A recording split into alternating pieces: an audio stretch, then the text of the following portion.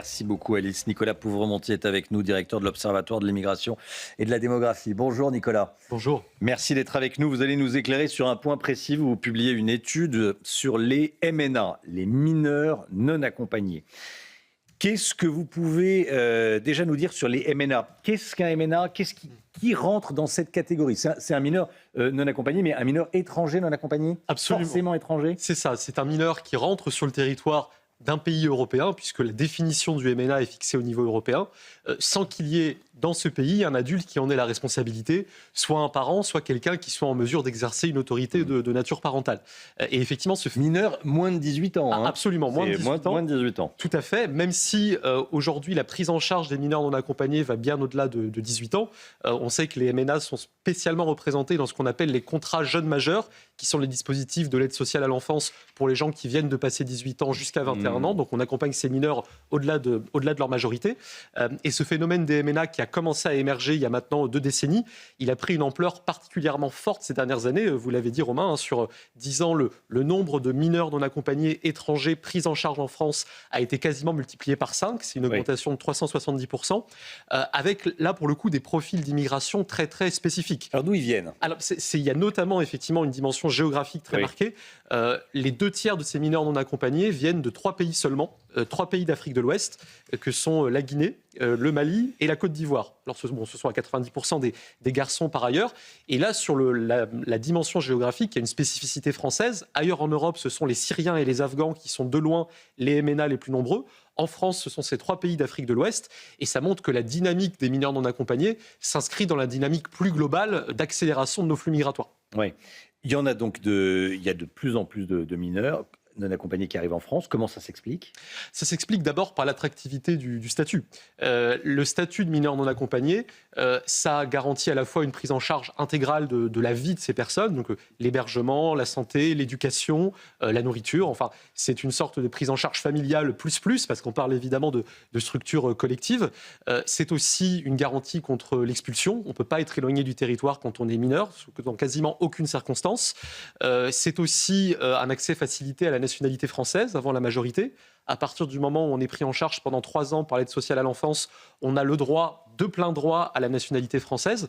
Donc il y a un phénomène d'attractivité fort, d'autant plus que la vérification de la minorité de ces personnes, est-ce qu'elles sont vraiment mineures, c'est un sujet très complexe que le Conseil constitutionnel encadre très fortement. On parle beaucoup des tests osseux. Alors les tests osseux, le nom fait un peu peur. En vérité, c'est juste une radio du poignet. Oui. Et l'usage de cette radio du poignet est extrêmement encadré.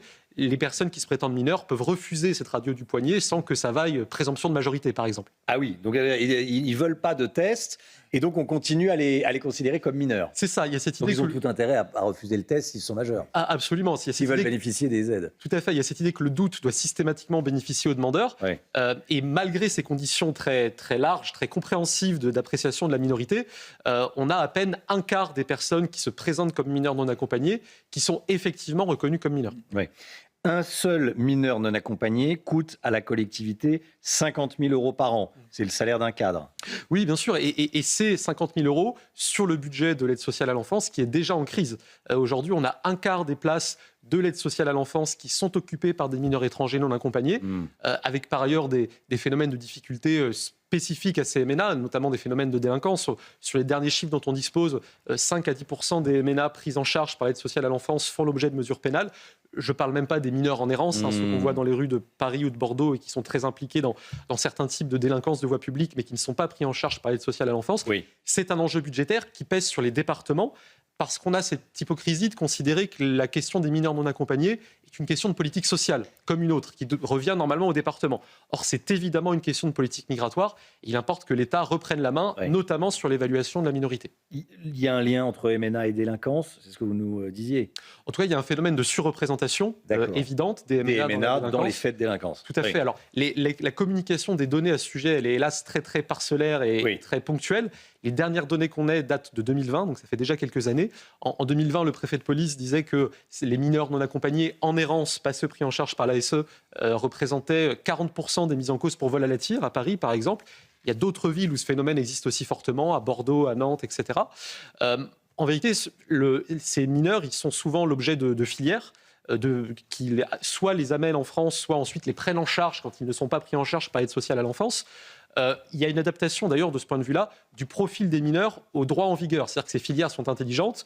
Typiquement, quand on arrive avant 16 ans, on a plus de droits que quand on arrive après 16 ans. Et bien, il y a une très forte augmentation ces dernières années du nombre de mineurs qui arrivent avant l'âge de 16 ans, ce qui traduit très clairement une adaptation de la stratégie de ces filières mafieuses. Merci Internet. N'est-ce pas ? Merci Internet, les iPhones, enfin, ou les smartphones. Bah oui, en Afrique, on lit, on regarde comment ça se passe. En France, c'est normal. On a parlé de ceux qui pouvaient basculer dans la délinquance, c'est une réalité. Est-ce qu'il y en a d'autres qui peuvent, j'allais dire, s'insérer? Est-ce qu'il peut y avoir au milieu de ça de belles histoires? Est-ce que ça existe? mais bien sûr. Alors, il y a de ce point de vue-là, d'ailleurs, une compréhension très, très large des administrations quant au parcours de ces mineurs non accompagnés. C'est-à-dire que jusqu'à 18 ans, ils n'ont pas besoin de titre de séjour. À partir de 18 ans, ils en ont besoin. Et dans plus de 90% des cas, ils l'obtiennent. Ce qui veut dire que les administrations prennent en compte soit le fait que ces mineurs sont arrivés avant 16 ans et là, ils ont deux droits à un titre de séjour à 18 ans, soit qu'ils sont arrivés après, mais qu'ils sont par exemple engagés dans un parcours de formation. Et certains s'en sortent? Et bien sûr, certains s'en sortent. Oui, il y a aussi ça. Certains s'en sortent, et c'est évidemment complètement louable, et c'est complètement vrai. Il n'en demeure pas moins que ça n'est pas l'objectif de ce statut au départ, que de créer une filière d'immigration, par exemple, même d'immigration de travail. On est d'accord, parce que c'est irrégulier au départ. Mais c'est ça, et c'est un système de protection de l'enfance, initialement, qui a été détourné à des fins migratoires. Et on voit d'ailleurs que sur l'ensemble des pays européens qui ont certaines contraintes communes aux nôtres sur ce sujet, les conventions sur les droits de l'enfant, le droit de l'Union européenne, eh bien certains de nos voisins sont plus exigeants. En Espagne ou en Suède, par exemple, quand un MNA se présente, on vérifie systématiquement si on peut le renvoyer dans sa famille, dans son pays d'origine. Au Royaume-Uni, on expulse beaucoup plus facilement les mineurs qui se rendent coupables de troubles à l'ordre public. Dans d'autres pays aussi, ces MNA sont pris en charge dans des centres spéciaux, distincts de l'aide sociale à l'enfance, parce qu'on sait que c'est une problématique particulière. Et donc, il y a des mesures d'inspiration à trouver chez nos voisins. Merci beaucoup Nicolas Pouvremontier. Merci à vous. Merci d'être venu nous présenter cette étude ce matin dans la matinale de CNews.